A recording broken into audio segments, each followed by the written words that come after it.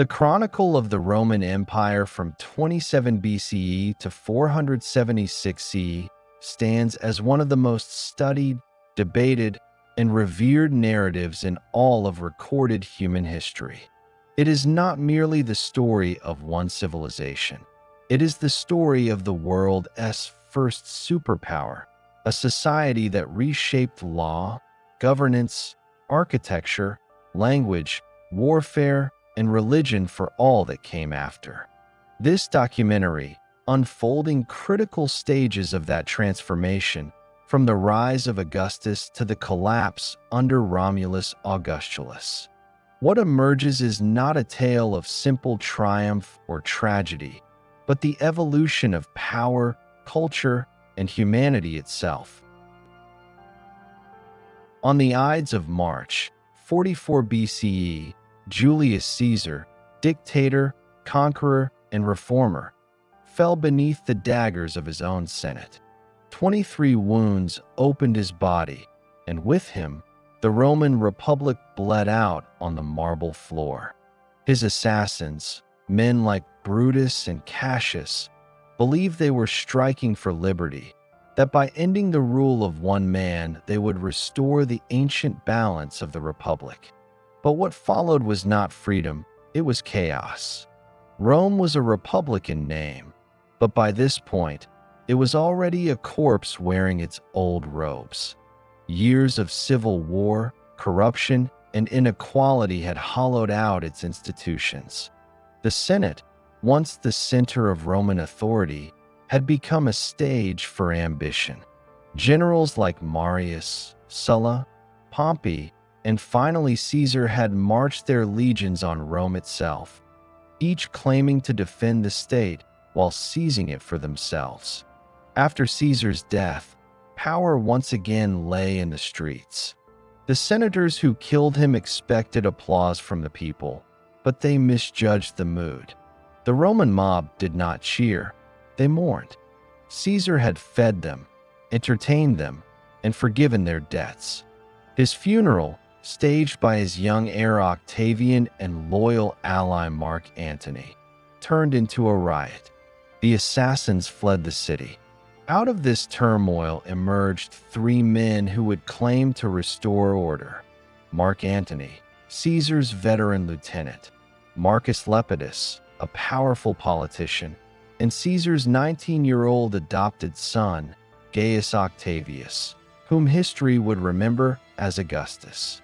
Together, they formed what was called the Second Triumvirate in 43 BCE, an alliance of convenience built on blood and vengeance. The triumvirs divided the Roman world among themselves. Antony took the east, Lepidus Africa, and Octavian the west. Their first act was not to govern, but to purge. Thousands of citizens were marked for death in the proscriptions, lists of enemies of the state. Cicero, the great orator and defender of the Republic, was one of them. His hands and head were nailed to the rostra in the Forum Romanum as a warning. Rome belonged to the triumvirs now. For a time, their alliance held. In 42 BCE, they marched together against Brutus and Cassius, Caesar's assassins, who had rallied their forces in Greece. At the Battle of Philippi, the legions of the Republic were crushed. Brutus fell on his own sword. The cause of liberty died with him. But the unity of the triumvirs was always a fiction. With the Republic's enemies destroyed, only rivals remained. Lepidus was the first to fade, stripped of power and sent into exile. That left Antony and Octavian, two men too ambitious to share the world. Antony made his fatal mistake in the east. In Alexandria, he fell under the spell of Cleopatra VII, the last queen of Egypt.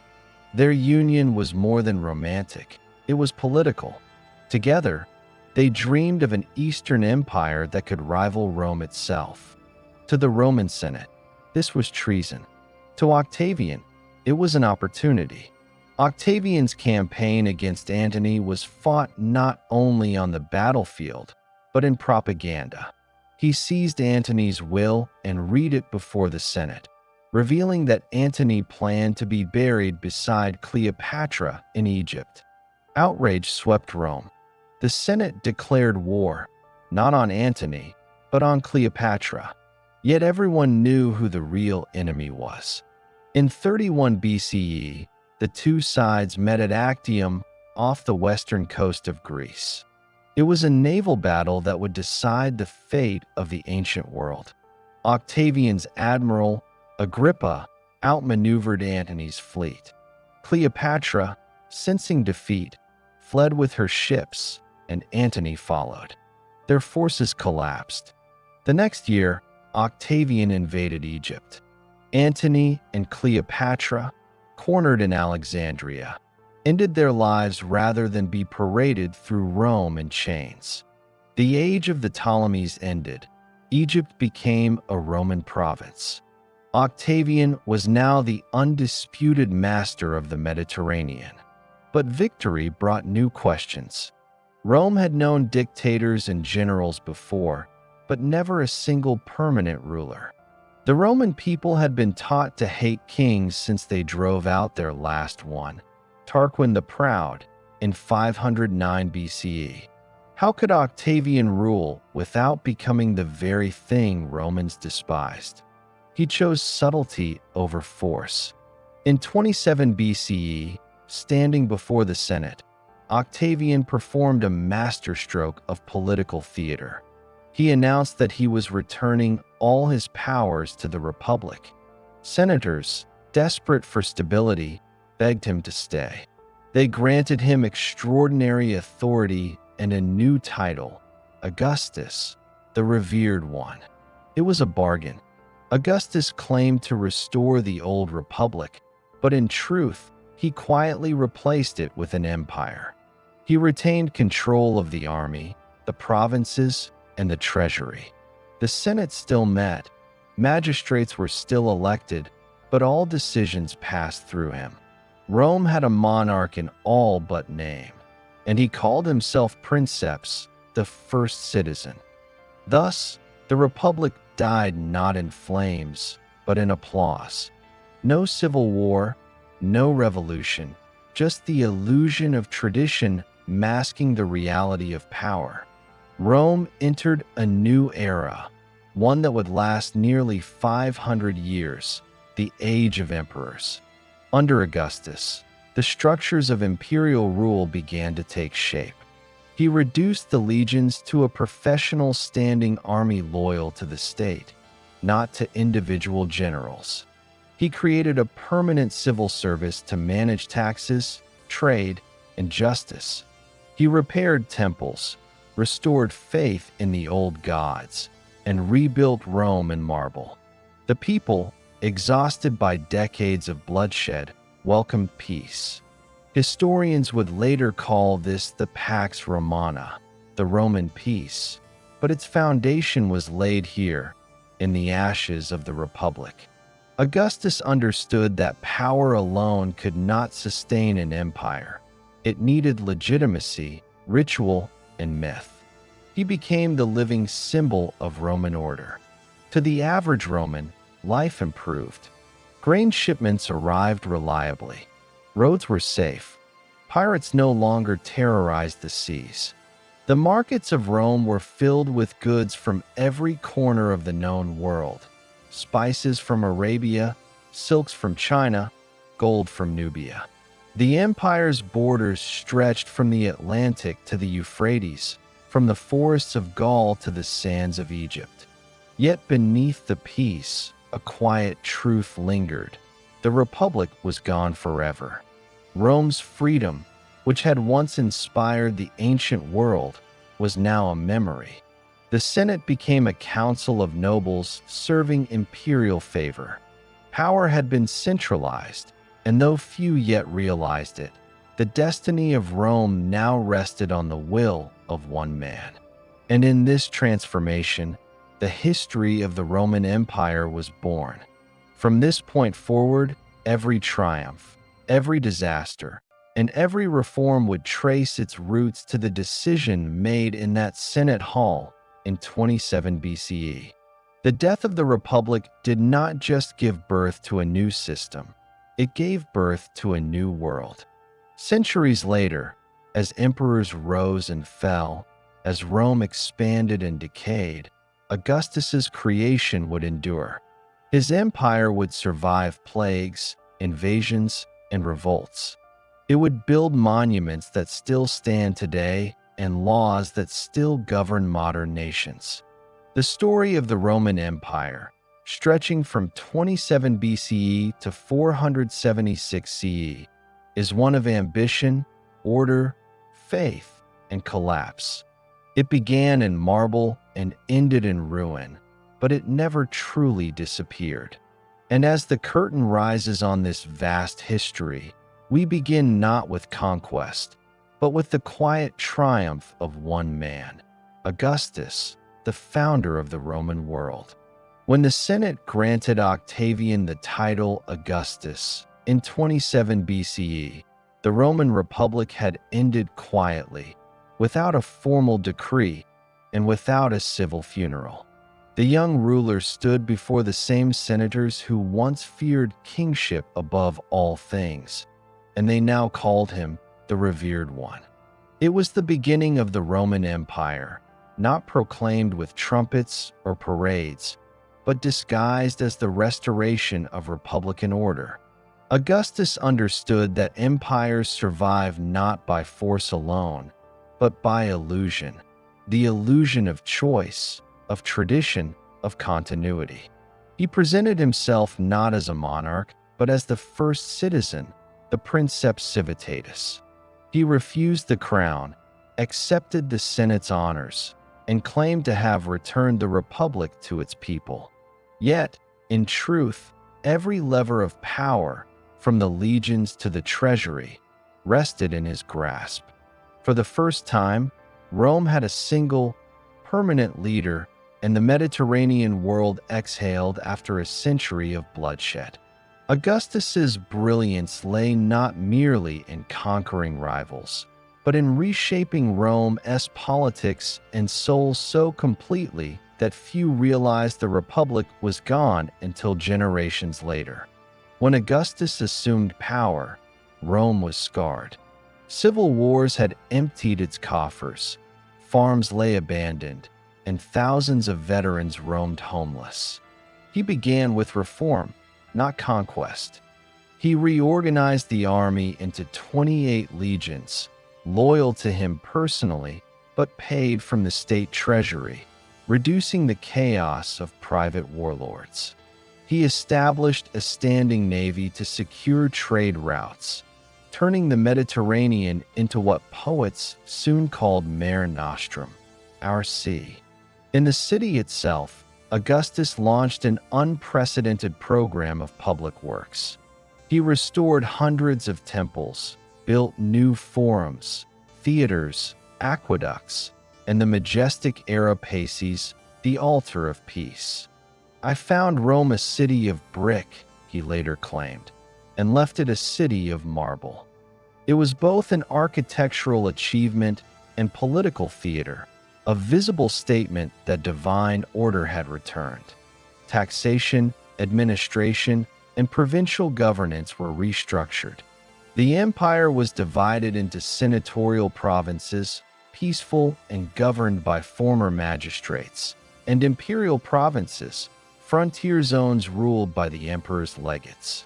It was a system that allowed efficiency without rebellion, balancing Senate pride with imperial oversight. From roughly 27 BCE to 180 CE, Rome entered what historians call the Pax Romana, 2 centuries of relative peace and prosperity. Augustus's early decades set its foundation. The emperor reduced expansionist wars, choosing consolidation over conquest. He secured Hispania, stabilized Gaul, established client states in Asia Minor, and extended Roman influence deep into North Africa. His most ambitious campaign was in Germania, where legions pushed beyond the Rhine, until the disaster of Teutoburg Forest, 9 CE, when 3 legions under Varus were annihilated. The loss scarred Augustus deeply. He was said to wander the palace at night crying, "Quinctilius Varus, give me back my legions." That tragedy defined the empire's boundaries for centuries. Rome would fortify, not expand, and its rulers would learn that empires fall not from external enemies alone, but from the limits of overreach. Augustus knew that politics required spectacle. Bread and circuses pacified the urban masses, free grain distributions, gladiatorial games, and chariot races in the Circus Maximus. Yet he also reshaped Roman morality through law. He introduced social and family reforms, encouraging marriage, punishing adultery, and rewarding childbirth among the elite. His own daughter, Julia, violated these strict codes and was exiled, an irony not lost on the populace. But Augustus's goal was larger than personal virtue. He sought to stabilize a class system shaken by decades of war. Religion, too, was reimagined. Augustus portrayed himself as the chosen guardian of Roman gods, reviving ancient cults and priesthoods. After his death, the Senate would declare him Divus Augustus, the divine Augustus. It was not vanity, it was policy. If Rome's founder could be worshipped, loyalty to the state became a sacred duty. The greatest threat to Augustus's system was succession. He had restored peace, but no republican mechanism existed to replace an emperor. He attempted to build a dynasty under the guise of tradition. First, his trusted lieutenant Marcus Agrippa married his daughter Julia. Their sons, Gaius and Lucius, were adopted as heirs. Both died young. Then came Tiberius, Livia's son from her earlier marriage, cold, disciplined, and reluctant. In 4 CE, Augustus formally adopted Tiberius and granted him tribunician powers, ensuring continuity. When Augustus died in 14 CE, aged 75, the empire did not collapse. Crowds wept. The Senate deified him, and the provinces mourned as if for a father. His ashes were placed in the great mausoleum of Augustus, still standing today in Rome, a silent monument to the man who turned chaos into empire. Augustus's reign left contradictions that shaped Roman destiny. He promised liberty but built a monarchy. He claimed humility but ruled absolutely. Yet he gave the ancient world a century of peace, a model of governance, and an identity that would endure long after the Western Empire fell. Under his guidance, art and literature flourished. Virgil, Horace, Ovid, and Livy transformed Latin into an instrument of imperial grandeur. Virgil's Aeneid, written under Augustus's patronage, became Rome's national epic, equating the emperor's rule with divine fate. You, Roman, remember to rule the nations with your power. Economically, trade networks stretched from Britain to India. Roman coinage, bearing Augustus's image, became a unifying currency. Roads radiated from the capital like arteries of control, binding a vast empire together under the sign of the eagle. In private, Augustus aged into caution and superstition. His later years were quieter, spent mostly at his villa in Campania, dictating his memoir, the Residential Gesti Divi Augusti, the deeds of the divine Augustus. In it, he claimed to have transferred the republic from his power to the Senate and people of Rome. Historians still debate whether he believed it, but to contemporaries, the illusion held. Senators retained titles, citizens voted in hollow assemblies. The facade of republican life endured. Beneath it all, an emperor's word moved armies, appointed governors, and decided life or death. The paradox of Augustus's creation is that by pretending to restore liberty, he made despotism acceptable. As the torch passed to Tiberius, the empire stood vast and secure. From the cold Rhine to the deserts of Egypt, from the Atlas Mountains to the Euphrates, the Pax Romana stretched like a marble horizon. Yet beneath the peace lay questions no one dared ask. What happens when the emperor is unjust? Who guards the guardian of Rome? The answers would come soon enough, for dynasties rarely endure without blood. For now, though, the Mediterranean world basked in the calm of Augustus's peace. Temples shone, trade boomed, and Rome called itself eternal. The history of the Roman Empire had begun, not with conquest or coronation, but with a man who mastered the art of ruling through restraint. When Augustus died in 14 CE, Rome was stable, wealthy, and at peace. But that peace rested upon a single man's genius. His heir, Tiberius, inherited an empire but not the affection of its people. The transition from Augustus to Tiberius marked the first true test of Rome's new system. Could the empire survive without its founder? Tiberius was not Augustus's first choice. Stern, intelligent, and distant, he lacked charm but possessed deep military skill. During Augustus's reign, he had commanded campaigns in Germania and Pannonia, proving disciplined but joyless. When power finally came to him, he accepted it not with pride, but resignation. From the beginning, Tiberius's rule carried unease. The Senate confirmed him hesitantly. The people compared him to his divine predecessor.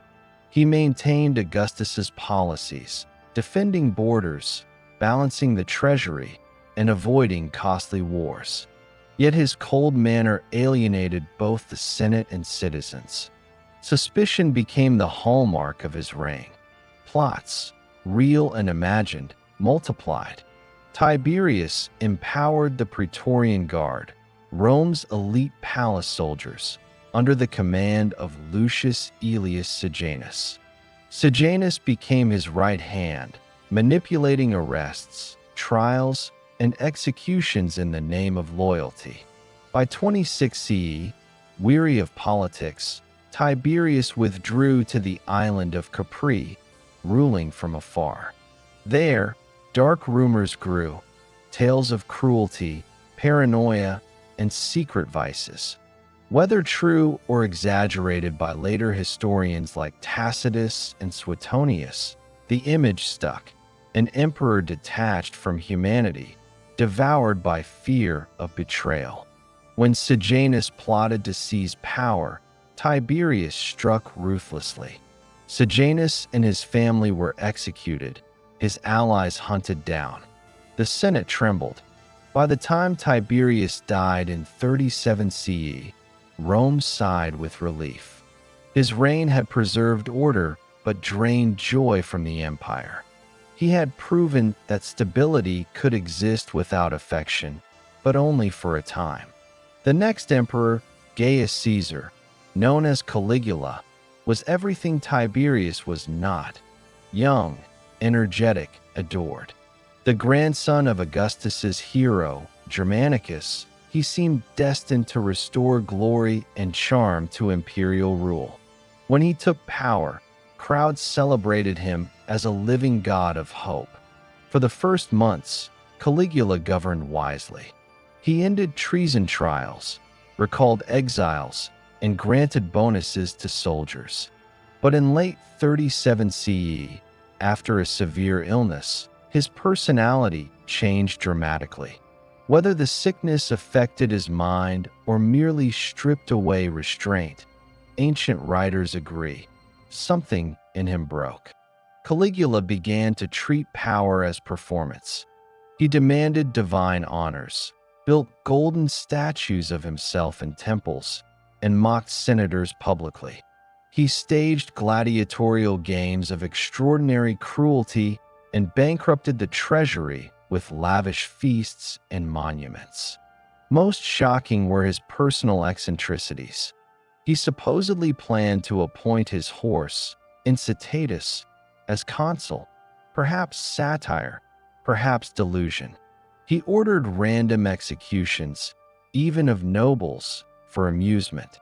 By 41 CE, the Praetorian Guard, once his protectors, turned against him. He was assassinated in the palace tunnels by his own guardsmen, the first emperor to die by their blades. Caligula's reign lasted only 4 years, but it revealed something dangerous. The empire's loyalty was not to ideals, but to survival. Power had become theater, and emperors its actors. After Caligula's murder, chaos gripped the city. The Senate debated restoring the Republic, but the Praetorian Guard acted first. Hiding behind a curtain in the palace, they found Claudius, Caligula's uncle, timid, scholarly, and lame from illness. To everyone's surprise, they proclaimed him emperor. At first glance, Claudius seemed unsuited for rule. Mocked for his stammer and clumsiness, he had spent years ignored by the court. But behind that awkwardness was an intelligent mind. Claudius proved a capable administrator and historian, eager to learn from Augustus's legacy. He reformed the bureaucracy, introducing freedmen as imperial secretaries, efficient, loyal servants drawn from former slaves. He strengthened the judicial system, improved food supply chains, and restored aqueducts. Under him, Britain was invaded and annexed in 43 CE, bringing new prestige and resources. Roman legions established Londinium, London, Camulodunum, Colchester, and other key settlements that would shape Britain's history for centuries. Yet Claudius's personal life was chaotic. His wife, Messalina, was notorious for infidelity and conspiracy. When her plots became public, Claudius ordered her execution. He later married Agrippina the Younger, niece of Caligula and mother of Nero. She was ambitious, cunning, and determined to place her son on the throne. In 54 CE, Claudius died suddenly. Ancient writers whisper of poison administered by Agrippina. Whether true or not, the path was clear for her son, Nero, the last Julio-Claudian emperor. When Nero became emperor at 17, Rome rejoiced again. Guided by the philosopher Seneca and the Praetorian prefect Burrus, he began well, lowering taxes, promoting arts, and ending secret trials. His early speeches, written by Seneca, echoed mercy and justice. But youth, power, and flattery corrupted him swiftly. Nero craved applause more than victory. He fancied himself a poet, singer, and charioteer, scandalizing the elite by performing publicly, a shameful act for a Roman emperor. As his vanity grew, so did his cruelty. He murdered his mother, Agrippina, in 59 CE, fearing her influence. He divorced and later executed his wife, Octavia, falsely accusing her of adultery. Fear gripped the court. Whispers of conspiracy filled the air. Then, in 64 CE, disaster struck. A great fire consumed Rome, burning for 6 days and destroying much of the city. Rumors spread that Nero had watched from his palace, singing of Troy's burning. To deflect blame, he accused the small, mysterious sect known as Christians, ordering their brutal persecution, the first in Roman history. After the fire, Nero rebuilt the city grander than before, designing the Domus Aurea, or Golden House, a vast palace complex that stretched across the Palatine Hill. But extravagance drained the treasury. Revolts broke out in Gaul and Spain, led by governors weary of his excess. By 68 CE, even the Praetorian Guard turned on him. Declared a public enemy by the Senate, Nero fled the city. As soldiers closed in, he took his own life, whispering, "What an artist dies in me." He was 30. With his death, the Julio-Claudian dynasty ended, and Rome plunged once more into chaos. For nearly a century, Augustus's family had ruled the known world, each emperor reflecting a different face of power. Tiberius preserved the empire but killed its spirit. Caligula mocked power until it devoured him. Claudius governed wisely but fell to ambition. Nero turned rule into performance, and performance into ruin. Their reigns taught Rome a truth it could never unlearn. An empire built on a single man's authority could never rest easy. The Senate survived, the legions obeyed, and the people endured. Yet the fragile balance Augustus created between illusion and control began to crack. The Praetorian Guard, meant to protect emperors, had now made and unmade them. Ambition, once contained by loyalty, had become a weapon. When Nero's body burned on a pyre outside Rome, few mourned. But in the provinces, impostors soon arose, claiming to be Nero returned, a sign of how deep charisma, even corrupted, could burrow into the Roman imagination. The Julio-Claudians left behind not only monuments and conquests, but a warning. Empire magnifies the flaws of men. In the century ahead, Rome would face civil war, renewal, and fire again. But the pattern of greatness shadowed by excess had already been set. For now, as 68 CE closed, the empire held its breath. Legions in Spain, Gaul, and the East marched under rival generals. The world awaited its next ruler. And in the distance, the sound of boots echoed, the coming of the Flavian dynasty and the rebirth of order from chaos. When Nero died in 68 CE, the empire had no heir, no plan, and no peace. For the first time, the imperial system faced its own instability. The illusion of permanence shattered. In one chaotic year, Rome would see for emperors rise and fall. Soldiers would crown them, the Senate would confirm them, and civil war would decide who would live. The year 69 CE became known as the Year of the Four Emperors, a brutal struggle that tested whether Rome's empire was greater than the men who ruled it. After Nero's suicide, the Senate named Servius Sulpicius Galba, governor of Hispania, modern Spain, as emperor.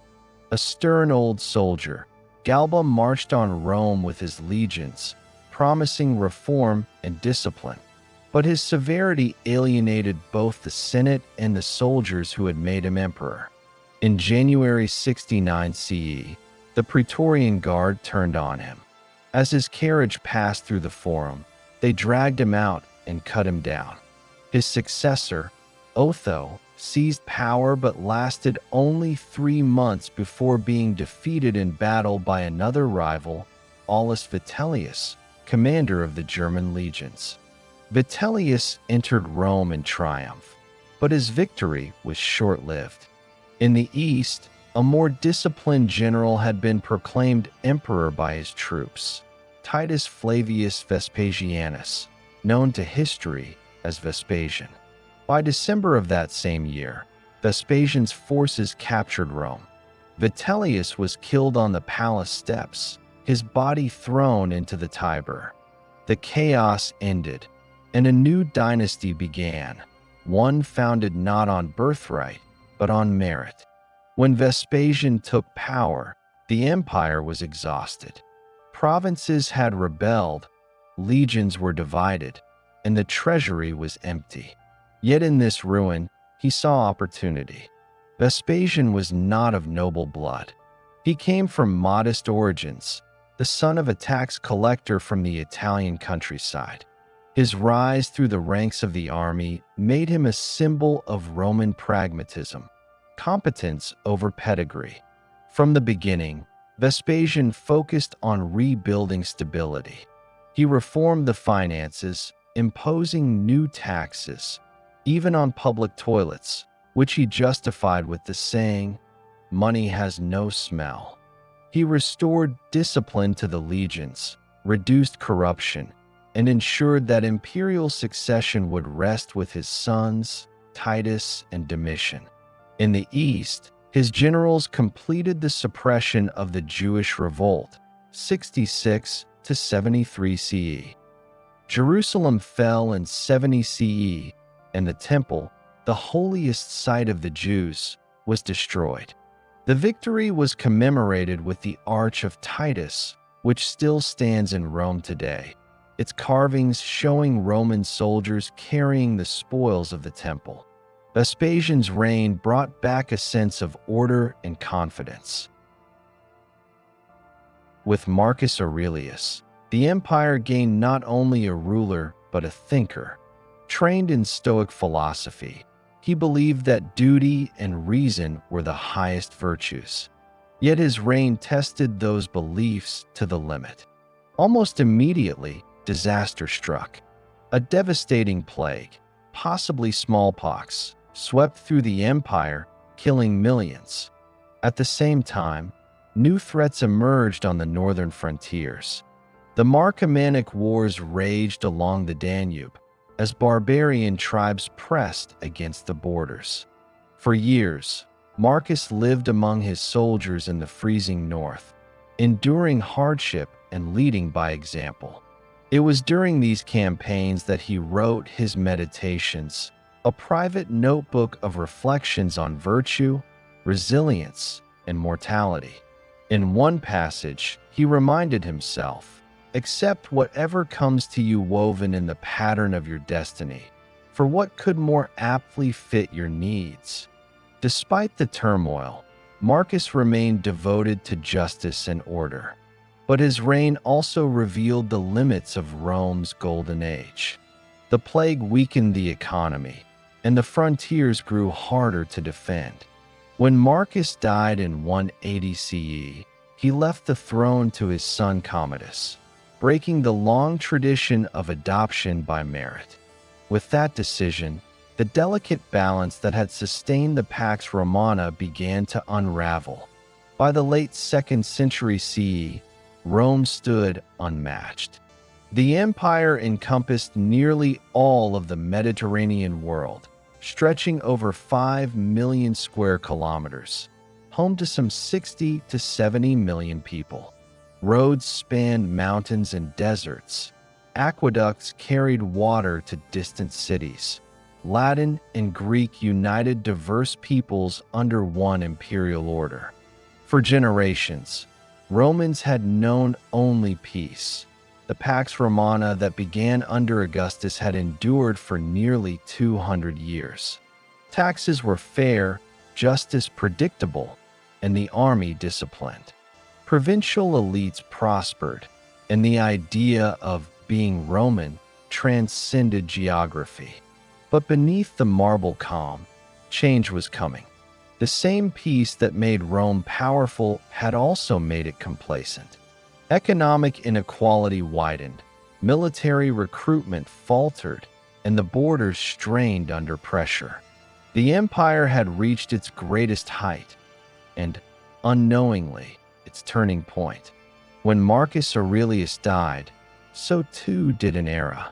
His son Commodus, raised in luxury and untested by hardship, would inherit a world too vast for his understanding. The next century would not be an age of philosophers, but of soldiers, usurpers, and crisis. The empire that had seemed eternal would soon tremble, not from foreign invasion, but from within. The Pax Romana had given Rome its golden age. The peace had brought wealth, beauty, and law, yet it also sowed the seeds of fragility. And in the decades to come, that fragility would begin to show. The death of Antoninus Pius in 161 CE marked more than the end of a peaceful reign. It marked the end of innocence for the Roman world. The empire that had known 2 centuries of order was about to face its greatest trial since the civil wars of the Republic. At the heart of that storm stood 2 men, Marcus Aurelius, philosopher and emperor, and Lucius Verus, his adoptive brother and co-ruler. Together, they inherited not only the wealth of Rome, but also its burden, the defense of a vast realm now showing the first cracks of strain beneath its marble calm. When Marcus Aurelius ascended to the throne, he broke with centuries of precedent by sharing power. Lucius Verus, younger and more impulsive, was granted the title of co-emperor. It was a gesture of trust and of necessity. Trouble was already brewing in the East. In 161 CE, the powerful Parthian Empire, Rome's old rival beyond the Euphrates, launched a sudden invasion into Armenia and Syria. The legions stationed in the East, long idle during the Pax Romana, faltered at first. But under Verus's command, guided by seasoned generals, Rome responded with crushing force. By 165 CE, Roman armies had captured Seleucia, Ctesiphon, and even Babylon, cities once ruled by kings older than Rome itself. The campaign ended in triumph. Verus returned to Rome to celebrate a grand procession through the streets, the first major victory since Trajan's time. But this victory carried with it an invisible cost. From the burning cities of the East, the soldiers brought back not just spoils of war, but disease. As the legions returned from Mesopotamia, a strange sickness followed them. It began quietly, with fever, cough, and sores, but soon spread like wildfire across the empire. Towns emptied, markets closed, and fear spread faster than the disease itself. Historians later called it the Antonine Plague, after the ruling dynasty. Modern scholars believe it may have been smallpox or measles, a disease to which no Roman had immunity. At its height, it killed as many as 5 million people, 1 in every 10 inhabitants of the empire. Whole legions were wiped out. Crops rotted in the fields. Trade and industry halted. Cities that had thrived for centuries fell silent. For Marcus Aurelius, the philosopher emperor, it was a test not of intellect, but of endurance. He refused to flee the capital. Instead, he sold palace treasures to fund relief efforts, appointed new officials to rebuild the shattered economy, and offered prayers to the gods, though privately, he may have doubted they listened. The plague changed Rome in unseen ways. It weakened the economy, disrupted manpower for the legions, and shattered the illusion of invincibility. The world had grown smaller, but the empire was not immune to nature's wrath. While disease ravaged the cities, danger gathered on the northern frontiers. Beyond the Danube River, Germanic tribes, the Marcomanni, Quadi, and Sarmatians, sensed weakness. Driven by hunger and pressure from people deeper in Europe, they poured into Roman territory, raiding towns and besieging frontier fortresses. In 167 CE, Marcus Aurelius left the comforts of Rome and joined the legions in person. It was an emperor's duty, not to rule from marble halls, but to share the hardship of his soldiers. For years, he lived among them in the forests and swamps of the Danubian frontier. From makeshift camps, he issued decrees, wrote letters, and even delivered justice. It was there, amid war and cold, that he began writing the work that would outlive every victory, his Meditations. These notes, never meant for publication, are the reflections of a man burdened with responsibility and aware of mortality.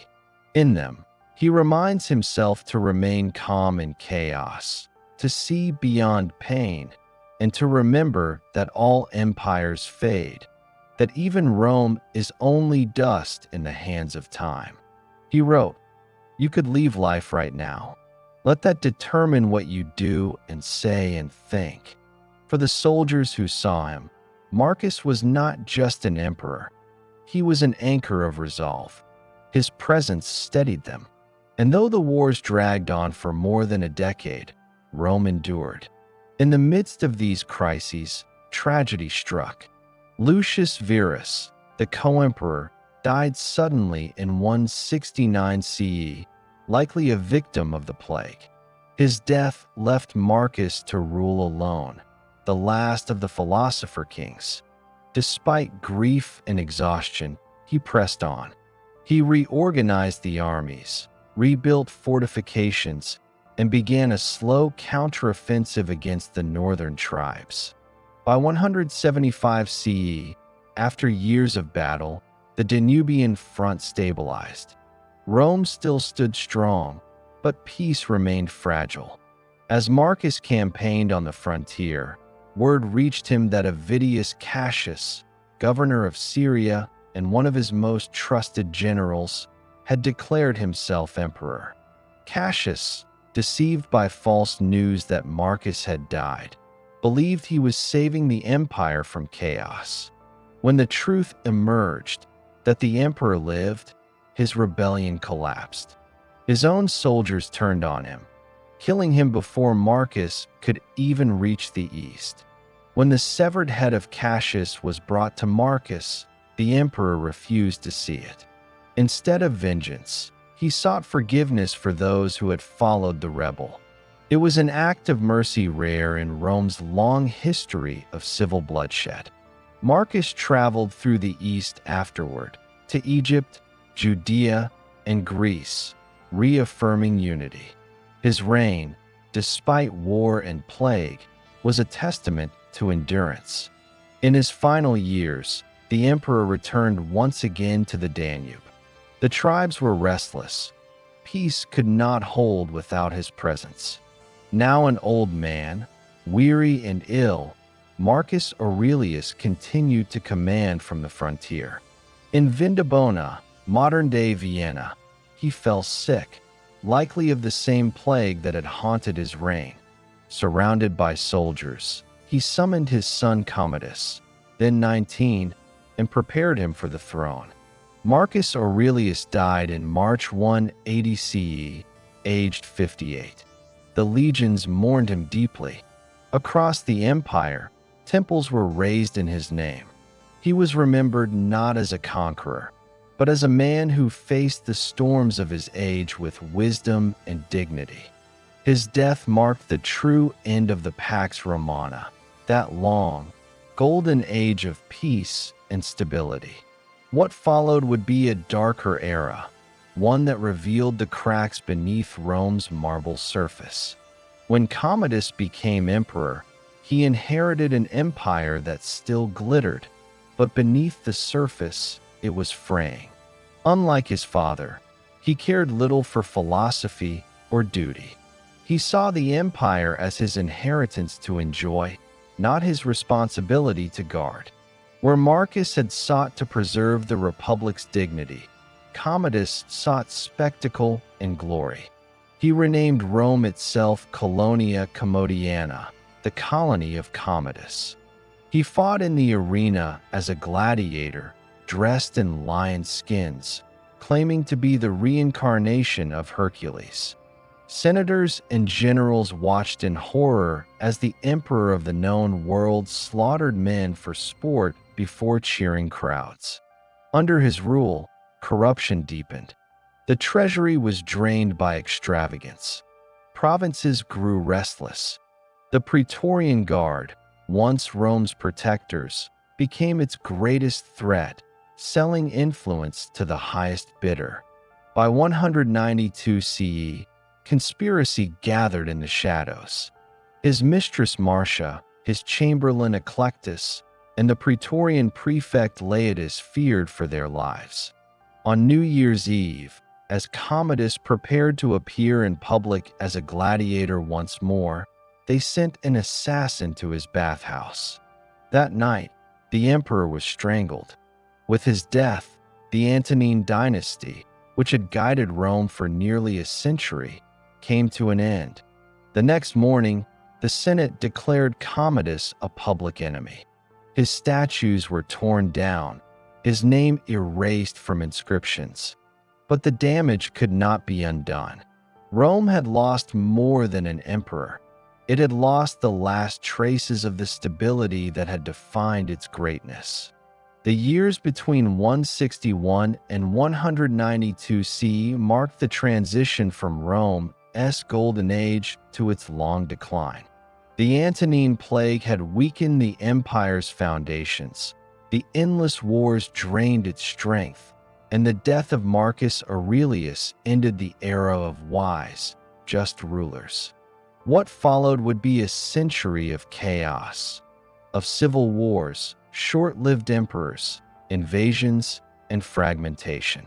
Yet even in decay, the legacy of Marcus Aurelius endured, a memory of what Rome once was and what it could have remained.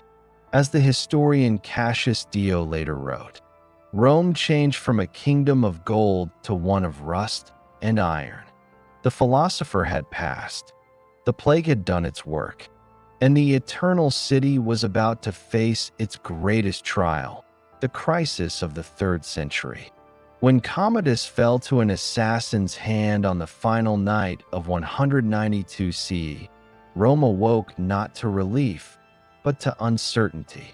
The empire that had once stretched unbroken from the Atlantic to the Euphrates now faced a question it had avoided for generations. Who ruled Rome when power no longer commanded respect? What followed would be nearly a century of chaos, civil wars, invasions, economic collapse, and plague. Between 193 and 284 CE, more than 20 emperors rose and fell, often violently. The Roman world, so long defined by its unity, now teetered on the edge of fragmentation. Historians call it the crisis of the 3rd century, but for those who lived through it, it was a slow, suffocating unraveling, an empire eating itself from within. After Commodus's death, the Senate proclaimed Pertinax, an elderly, respected senator, as emperor. He tried to restore discipline and cut military extravagance. But the Praetorian Guard, accustomed to luxury, turned on him after just 3 months, storming the palace and cutting him down. Then came an act that stunned even Rome. The empire was auctioned to the highest bidder. A wealthy senator named Didius Julianus offered vast sums of gold to the Praetorians in exchange for the throne. They accepted. For the first time, Rome was not conquered by sword or succession, but sold. But Julianus's rule was doomed from the start. Outraged legions in the provinces refused to recognize him. 3 generals declared themselves emperor: Pescennius Niger in Syria, Claudius Albinus in Britain, and Septimius Severus in Pannonia. By 197 CE, after a bloody civil war, Severus emerged victorious. Septimius Severus ruled as a soldier emperor, ruthless, pragmatic, and obsessed with military loyalty.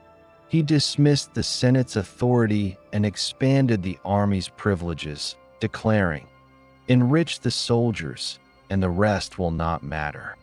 Under Severus, the empire regained some stability. He waged successful campaigns in Mesopotamia, strengthened Africa's defenses, and elevated his native city of Leptis Magna into a marble jewel of the Mediterranean. But his reliance on military power had a price. By the time of his death in 211 CE, the army had become Rome's true kingmaker. His sons, Caracalla and Geta, inherited the empire, but not his discipline.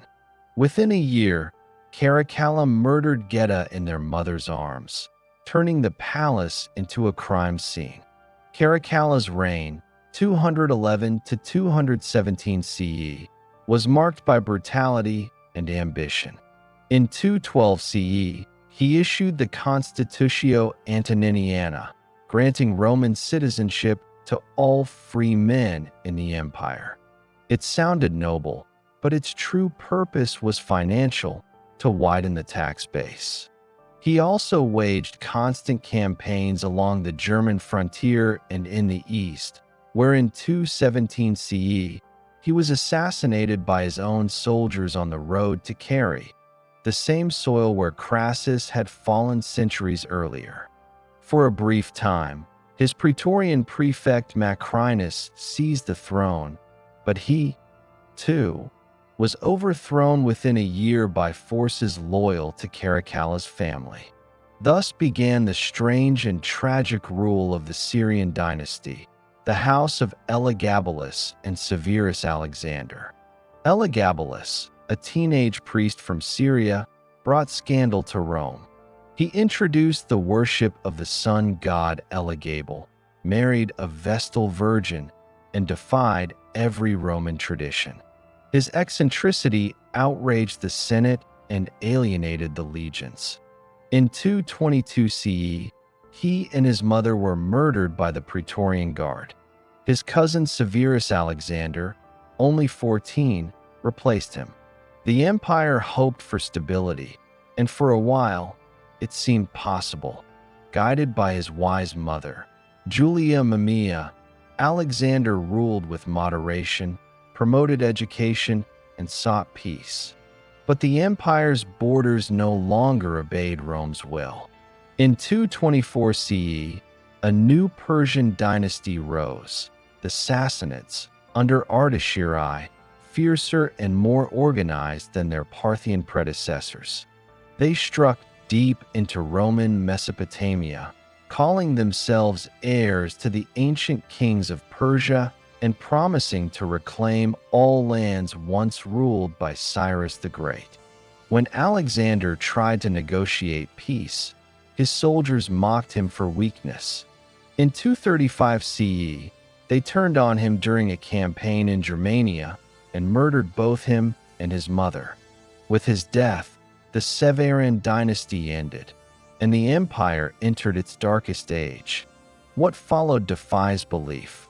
From 235 to 284 CE, emperors rose and fell with dizzying speed, often proclaimed by their troops, only to be murdered by them months later. The Senate became irrelevant. The frontier legions ruled by the sword. The empire faced three simultaneous crises. External invasion. Germanic tribes crossed the Rhine and Danube. Persians struck from the east. Internal civil war. Rival generals declared themselves emperors across the provinces. Economic collapse. Trade declined. Inflation soared, and the silver coin, the denarius, became worthless. Plagues returned. Cities depopulated. Provinces broke away to form independent realms. In 260 CE, the Emperor Valerian suffered a humiliation no Roman could imagine, captured alive by the Persian king Shapur I. According to legend, he was used as a human footstool before dying in captivity, his skin later stuffed with straw and displayed in a Persian temple. The shock was immense. The once invincible empire had been humbled. In the chaos that followed, Rome effectively split into three. The Gallic Empire in the west ruled from Gaul and Britain. The Palmyrene Empire in the east, centered in Syria under Queen Zenobia. The weakened Roman core, struggling to survive in Italy. Zenobia of Palmyra became one of history's most remarkable rulers, learned, charismatic, and ambitious. Between 267 and 272 CE, she conquered Egypt and much of the eastern provinces, declaring her son Vabalithus emperor. For a moment, It seemed a new Eastern power might replace Rome entirely. But Rome's fortunes shifted again with the rise of one man, Aurelian. Aurelian was a soldier of humble birth, hardened by decades of warfare. When he seized power in 270 CE, the empire was collapsing on every front. Within 5 years, he reversed that fate. He crushed barbarian invasions, restored the empire's boundaries, defeated Zenobia, and reconquered the Gallic Empire, earning the title Restitutor Orbis, restorer of the world. To protect the capital, he built a massive circuit of fortifications still known today as the Aurelian Walls, enclosing all of Rome for the first time in centuries. He also elevated the cult of the unconquered sun, Sol Invictus, a unifying religion meant to heal a fractured world. In his rule, we see the first hints of an empire seeking spiritual as well as political salvation. But his reign was short. In 275 CE, on campaign in Thrace, Aurelian was murdered by his own officers, deceived by forged letters that claimed he planned their deaths. Even in victory, Rome devoured its saviors. After Aurelian's death, the empire slid once more into instability. A series of short-lived emperors followed: Tacitus, Florianus, Probus, and others, each struggling to maintain control. Under Probus, 276 to 282 CE, the frontiers were restored and order briefly returned.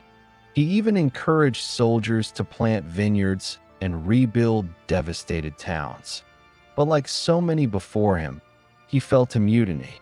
The final years of the century saw chaos return until, in 284 CE, a capable general named Diocles, soon to be known as Diocletian, rose from obscurity. He would transform the empire completely, creating a new political system that might finally bring an end to a century of decay. By the time Diocletian seized power, Rome was not what it had been. The empire had survived, but at a cost. The Senate was powerless, the economy ravaged, the provinces weary. The old ideals of the Republic were gone forever. Yet out of collapse came adaptation. Rome's ability to reorganize, to evolve rather than perish, was its greatest strength. The empire that entered the 4th century would be different from the one Augustus built, but it would endure for another 200 years in the West and 1,000 more in the East. Still, the crisis of the 3rd century marked a turning point. It was the moment the Roman world understood that power alone could not hold an empire together. Only belief, structure, and faith could. The age of emperors made by the sword was ending. The age of emperors chosen by system and sanctified by heaven was about to begin. By the winter of 284 CE, the Roman Empire stood exhausted. Half a century of civil war, invasion, and plague had left its provinces scarred and its people uncertain whether the empire would ever truly recover. Armies obeyed their generals more than the state. The treasury was empty, and faith in Roman destiny was fading. Then, from the Balkans, rose a soldier named Diocles, a man of low birth but rare discipline. In the camp near Nicomedia, he was proclaimed emperor by his troops. He would soon take a new name, Diocletianus, and with it, he would attempt what few dared even imagine, to rebuild Rome itself, not as it had been, but as it must become. Diocletian understood that Rome could no longer be ruled as a city commanding an empire. It had to become an empire commanding cities. When he took power, he found chaos, a bankrupt treasury, inflation running wild, and provinces carved up by rival armies. Instead of chasing the old illusion of one-man rule over a world that stretched from Britain to the Euphrates, Diocletian sought order through division. Power would not be held by one, but by many, each bound to the other in duty and faith. In 286 CE, he appointed his trusted general Maximian as co-emperor, or Augustus, ruling from the west while Diocletian governed the east. For the first time, Rome had two emperors, each responsible for half of the empire's survival. Yet even this would not be enough. To secure succession and prevent the constant bloodshed of usurpation, Diocletian later created the Tetrarchy, the rule of four. In 293 CE, he added two junior emperors, or Caesars, Constantius Chlorus in Gaul and Galerius in the Balkans. Together, they formed a pyramid of power, Diocletian and Maximian as Augusti, supreme rulers, Constantius and Galerius as Caesars, heirs and deputies. Each governed a region, commanded armies, and managed local crises. The Tetrarchy was not a democracy. It was a bureaucratic order in military form, an empire of administrators, soldiers, and law. To make the system work, Diocletian transformed every layer of Roman government. He expanded the number of provinces from roughly 50 to 100, dividing them into smaller, more manageable units, grouped into 12 larger dioceses overseen by vicarii. These dioceses, in turn, were grouped under four great prefectures, a structure that would outlast Rome itself and become the skeleton of medieval administration in both East and West. Taxes were restructured, land surveys conducted, and censuses ordered to ensure a steady flow of revenue to support the vast military machine.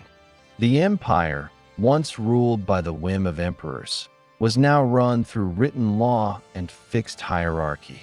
But this efficiency came at a cost. The burden of taxation grew heavier, binding farmers to their lands and craftsmen to their trades. What began as reform gradually became rigid control. The state no longer served the people served the state. Centuries of expansion had left Rome's borders too vast to defend. Diocletian abandoned the dream of universal conquest. Instead, he built walls, fortified frontiers, and reorganized the legions. He stationed mobile field armies, comitatenses, deeper inside the empire to react quickly to invasions, while border troops, limitanii, manned fortified lines along the Rhine, Danube, and Euphrates. He also expanded recruitment among provincial populations, ending the reliance on purely Italian manpower. By the end of his reign, the army numbered nearly 400,000 men, the largest standing force Rome had ever known. For a time, the frontiers stabilized. The Persian threat under Narse, successor to Shapur I, was defeated by Galerius in 298 CE, restoring Roman honor in the east. Along the Rhine and Danube, Constantius and Maximian repelled Germanic incursions. For the first time in generations, the empire was at peace, not by chance, but by design. But military strength came with an immense price. The constant campaigns, construction, and bureaucracy drained the treasury. Inflation, which had plagued Rome for a century, worsened as emperors debased the currency, reducing its silver content until coins were nearly worthless. In 301 CE, Diocletian attempted one of the most ambitious economic experiments in history, the Edict on Maximum Prices. It fixed wages and prices across the empire, setting legal limits on everything from a loaf of bread to a lion for the arena. The goal was noble: to curb profiteering and stabilize the market, but enforcement proved impossible. Traders ignored it, black markets flourished, and punishment for violation, often death, only deepened resentment. Still, Diocletian's efforts showed a new mentality. Rome was now a command economy, guided not by commerce, but by imperial decree. Perhaps the most controversial part of Diocletian's reign came not in war or reform, but in religion. By the late 3rd century, Christianity had spread throughout the empire, no longer a small sect, but a growing community that challenged the old god's supremacy. Christians refused to sacrifice to the emperor's image or participate in public rituals, acts seen as disloyalty to the state. For decades, emperors had tolerated this silent resistance. Diocletian would not. Believing unity required spiritual as well as political order, he saw Christianity as a threat to the empire's divine legitimacy. In 303 CE, he launched what became known as the Great Persecution, the most severe suppression of Christians in Roman history. Churches were destroyed, scriptures burned, clergy imprisoned, and thousands executed. Yet persecution had the opposite effect. Instead of eradicating the faith, it strengthened it. Martyrs' stories spread across provinces, inspiring converts. By the time Diocletian abdicated, Christianity had survived, wounded but unbroken. Unlike earlier emperors who had claimed descent from gods, Diocletian embodied divinity through ritual and symbolism. He adopted the title Dominus et Deus, Lord and God, transforming the emperor from first among equals into a sacred monarch. Ceremony replaced accessibility. Subjects now approached the emperor through layers of protocol, bowing to the ground in a gesture of proskynesis. The imperial court resembled that of Persian kings more than the Roman Senate. Gold and purple became symbols of sacred rule. The emperor was no longer the state's servant. He was the state. This new form of monarchy, known as the dominate, marked a permanent shift. The old republican facade was gone. The emperor's word was law, his power divine. Yet this absolute authority also brought stability. For the first time in a century, Rome's government functioned. Then, in a moment that shocked the empire, Diocletian did the unthinkable. On May 1st, 305 CE, after 20 years of rule, he voluntarily abdicated the throne, the first Roman emperor ever to do so. He persuaded Maximian to step down as well, handing power to their Caesars, Constantius Chlorus in the west and Galerius in the east. Diocletian retired to his palace at Split in Dalmatia, a massive fortified villa overlooking the Adriatic, part fortress, part sanctuary. When later asked to return to power amid renewed turmoil, he is said to have replied, "If you could see the cabbages I grow in my garden, you would not ask me to take up the empire again." It was a simple line, but profound. The man who rebuilt Rome chose peace over glory. The tetrarchy did not last long after Diocletian's abdication. Rivalries soon erupted between his successors, leading to a new cycle of civil wars that would eventually bring Constantine the Great to power. Yet Diocletian's reforms endured. His administrative divisions, tax systems, and bureaucratic methods became the backbone of the Byzantine Empire centuries later. His redefinition of emperorship, divine, absolute, and structured, shaped European monarchy for a millennium. Under Diocletian, Rome had ceased to be a city ruling an empire. It had become an empire of systems, a machine that could survive the death of its maker. As Diocletian tended his gardens in Dalmatia, the empire he forged once again trembled. Constantius Chlorus died in 306 CE in Britain, and his son Constantine was hailed emperor by the legions. The Tetrarchy had promised peace through order, but ambition and bloodline proved stronger than design. The next generation would fight not just for power, but for the soul of Rome itself. The age of Diocletian ended with his quiet retirement.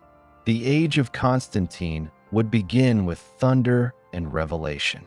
When Diocletian retired to his palace on the Adriatic, he imagined he had secured the future.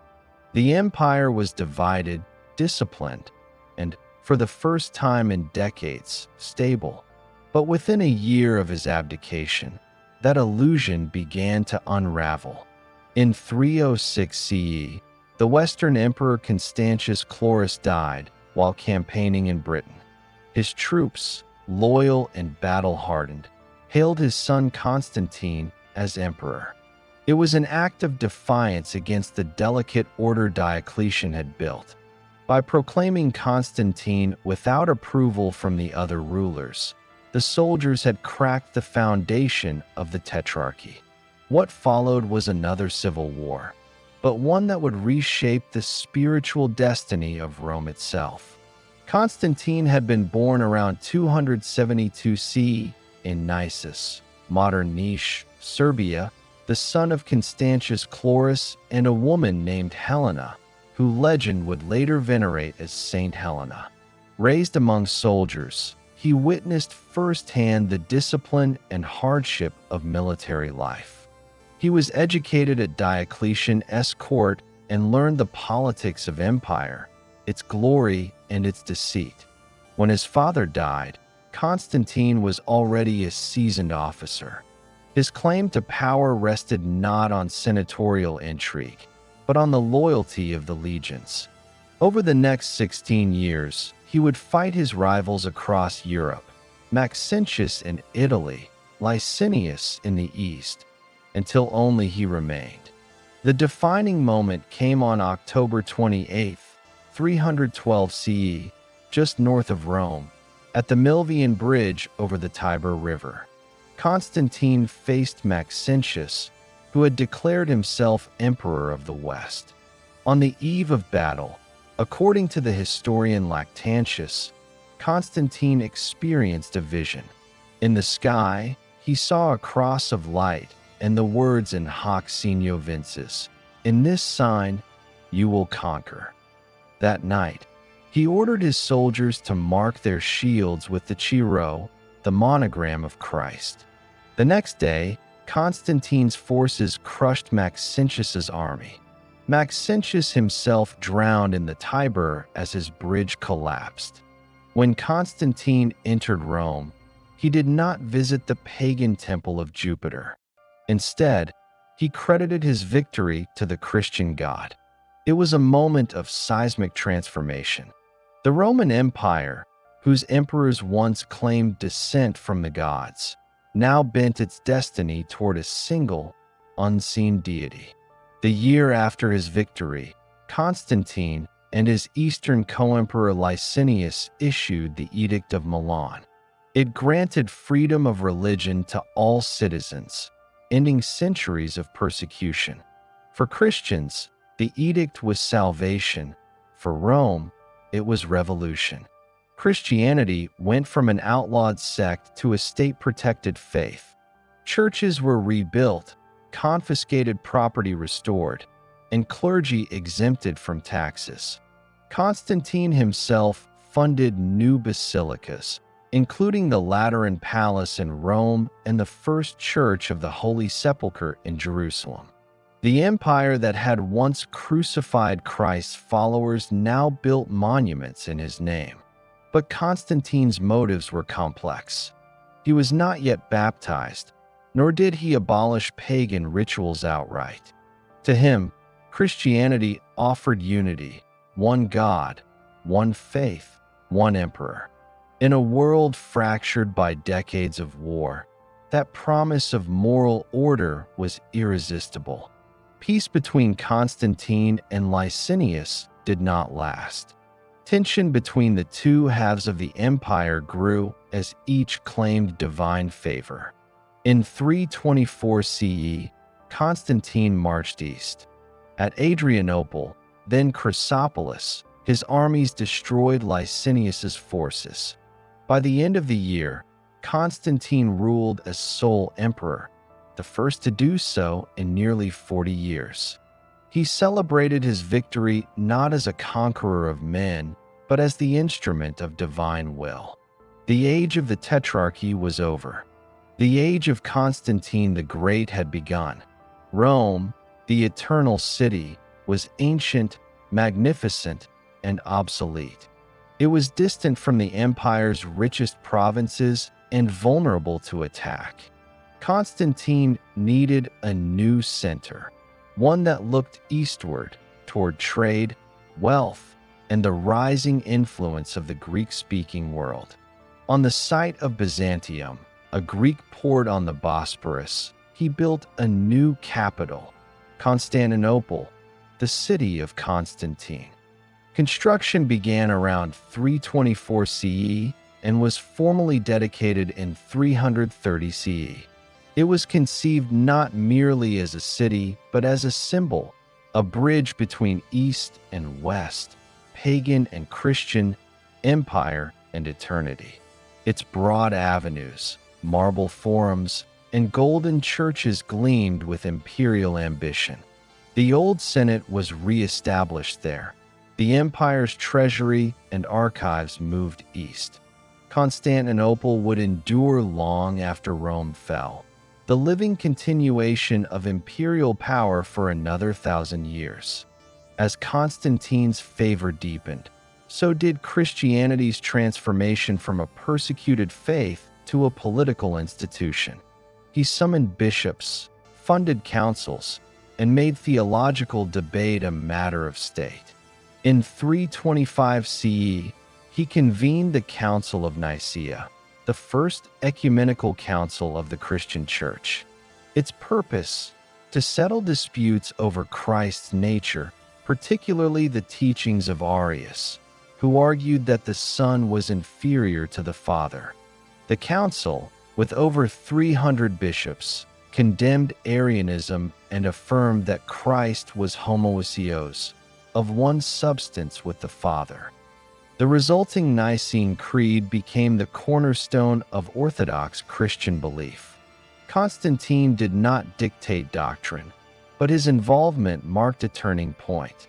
Faith had become entwined with imperial authority. Religion was no longer a private matter of conscience. It was the moral spine of the empire. Constantine was as pragmatic as he was visionary. He continued and expanded many of Diocletian's reforms. The bureaucracy grew larger, provincial divisions more precise, taxation more efficient. But his true innovation lay in the currency. Around 312 CE, he introduced the solidus, a high-purity gold coin that became the backbone of Mediterranean trade for centuries. The solidus stabilized the economy, allowing commerce to recover and trust in Roman money to return. He also reorganized the army, creating mobile field units that could move rapidly to threaten borders. These reforms ensured that, even amid spiritual upheaval, the empire remained militarily formidable. Constantine's personal faith has long been debated. Some ancient writers portray him as devout, others as calculating. What is certain is that his attitude toward paganism was measured rather than zealous. He continued to use traditional imagery. The sun god Sol Invictus still appeared on his coins well into the 320s. He retained the title Pontifex Maximus, chief priest of the old Roman religion, a position all emperors had held since Augustus. Yet, increasingly, his public actions reflected Christian influence. He abolished crucifixion, discouraged gladiatorial combat, and favored Sunday as a day of rest. He funded churches, appointed Christian advisors, and corresponded with bishops as equals. In his final years, he withdrew from Rome's pagan aristocracy and spent more time in his new capital, surrounded by clergy and monks. In spring 337 CE, while preparing for a campaign against Persia, Constantine fell ill near Nicomedia. He requested baptism, a rite he had delayed for years, as many Christians did, wishing to enter it cleansed of sin near death. On his deathbed, he was baptized by Eusebius of Nicomedia, receiving the faith he had so long protected. He died soon after, on May 22, 337 CE, aged 65. His body was carried to Constantinople and laid to rest in the Church of the Holy Apostles, surrounded by 12 empty sarcophagi symbolizing the apostles of Christ. The emperor who had once worn purple now lay among saints. Constantine's reign altered the course of world history. By embracing Christianity, he transformed not only Rome, but Western civilization itself.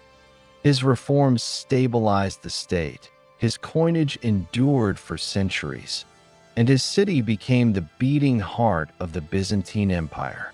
But his most lasting legacy was spiritual. He forged the first Christian empire, binding faith and state in a partnership that would shape Europe's future.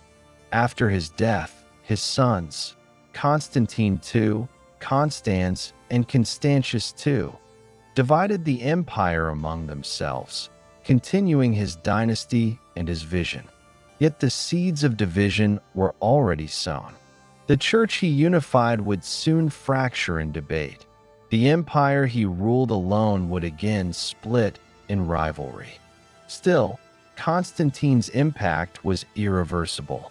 Rome's gods had yielded to a single creator. Its temples turned to churches, its emperors now the guardians of heaven's favor. When historians later looked back, they would mark his reign as the hinge of ancient and medieval worlds, the moment when Rome, the pagan empire, became Rome, the Christian world. By the dawn of the 5th century CE, the Roman Empire, once master of the known world, was a shadow of its former glory. The vast realm that stretched from the Atlantic to the Euphrates was fractured beyond repair.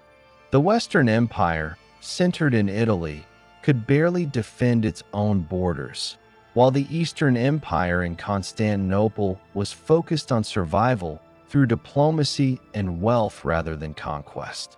The century that followed would see the slow, irreversible unraveling of Roman power in the West, a collapse not marked by a single battle, but by decades of erosion, betrayal, and desperation. The story begins in 401 CE, when Alaric, leader of the Visigoths, a people once allied with Rome, invaded Italy. These Goths had once served as soldiers in Rome's armies, but decades of mistreatment and unpaid promises had turned them into enemies.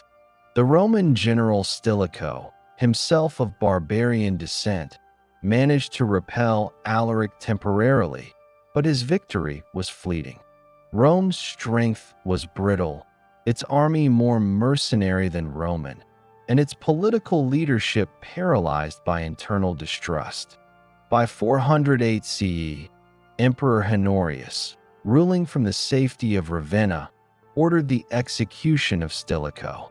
It was a fatal mistake. With Stilicho dead, tens of thousands of barbarian federates defected to Alaric's side. Rome's last capable general in the West was gone, and the city itself was defenseless. In 410 CE, for the first time in almost 800 years, the unthinkable happened. Rome was sacked. Alaric's forces broke through the Salarian Gate and plundered the Eternal City for 3 days. Though the physical damage was limited, the psychological impact was enormous. The city that had once been the center of the world was violated. Pagan writers claimed it was divine punishment for abandoning the old gods. Christians argued it was a test of faith. The event sent shockwaves through the empire, marking a symbolic death of Roman invincibility. After Alaric's death later that year, the Visigoths moved into Gaul and then into Spain, establishing kingdoms that would eventually become permanent. Meanwhile, the Western Roman government, under Honorius, was left governing little more than Italy and parts of Gaul. The provinces had become semi-independent, and barbarian groups like the Vandals, Suebi, and Burgundians carved out territories within what was once Roman land.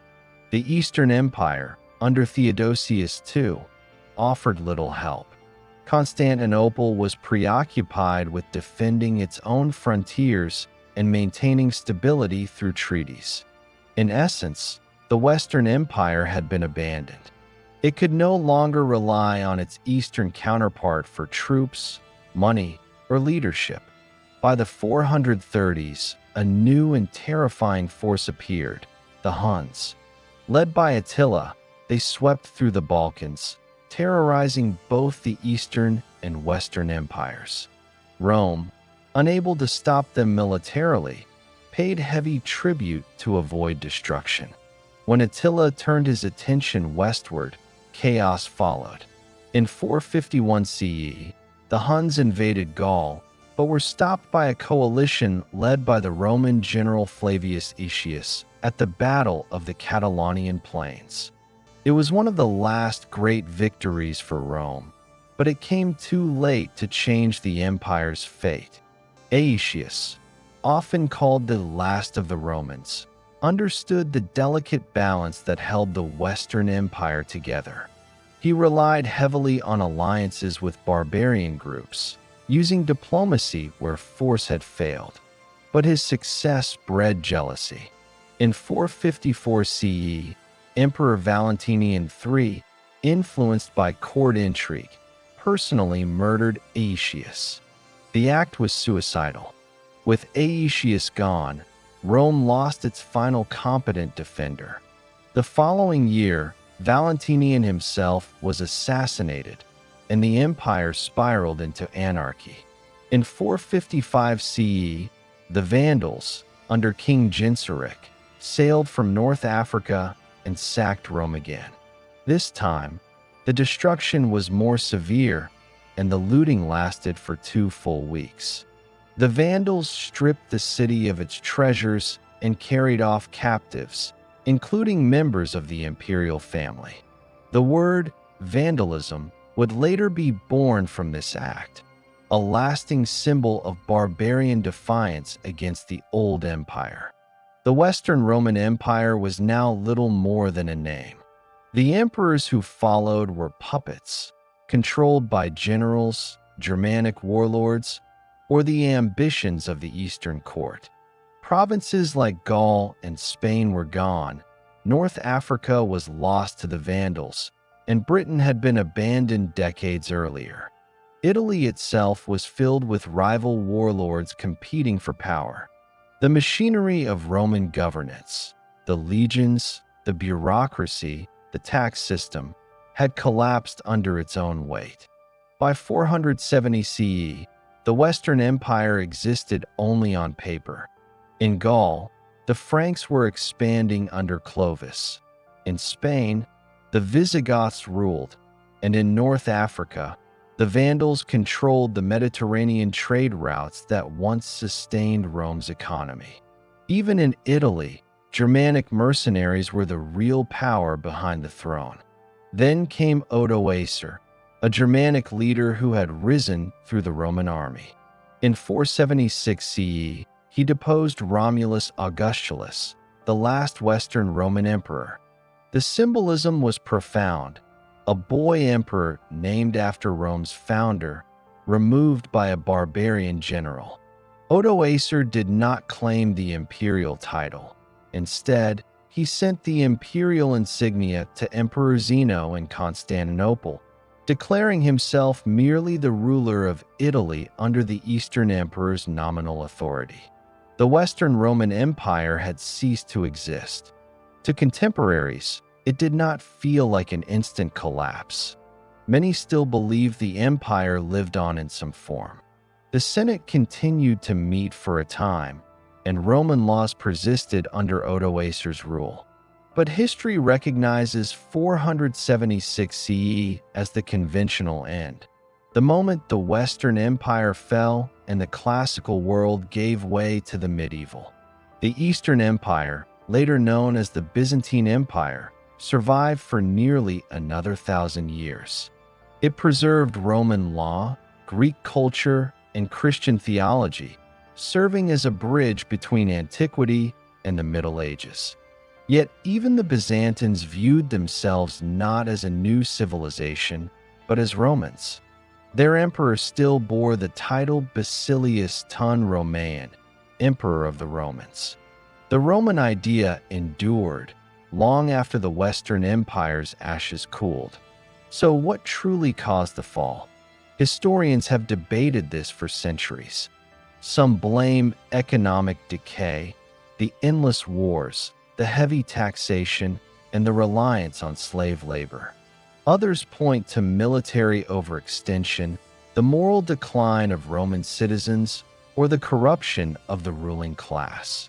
Modern historians see it as a combination of all these forces, a system too vast, too rigid, and too slow to adapt to a changing world. As the Western Empire crumbled, new powers emerged from its ruins. The Germanic kingdoms would evolve into the foundations of modern Europe. Latin, the language of Rome, became French, Spanish, and Italian. Roman law shaped the codes of medieval kings and modern states. Even in its death, Rome never truly vanished. Its memory, its architecture, and its ideas outlived its armies. The fall of the Roman Empire was not a single event, but a transformation, a metamorphosis from antiquity to the medieval world. The eternal city had fallen, but its legacy endured in every corner of the world it once ruled. To this day, we build roads, write laws, and form governments under systems born from Roman genius. As we close this chronicle, we return to the beginning, 27 BCE, when Augustus claimed to have restored the Republic even as he founded an empire. His dream of eternal order outlived him by 5 centuries. Rome fell, yes, but in another sense, it triumphed. Its culture became the foundation of the West, its ruins the reminder of both human greatness and fragility. The story of Rome is not merely a tale of conquest and collapse. It is the story of civilization itself. From its birth on the Tiber to its fall before the barbarians, it remains the most enduring lesson in history, that even the mightiest empires are mortal, yet the ideas they create can outlast the ages.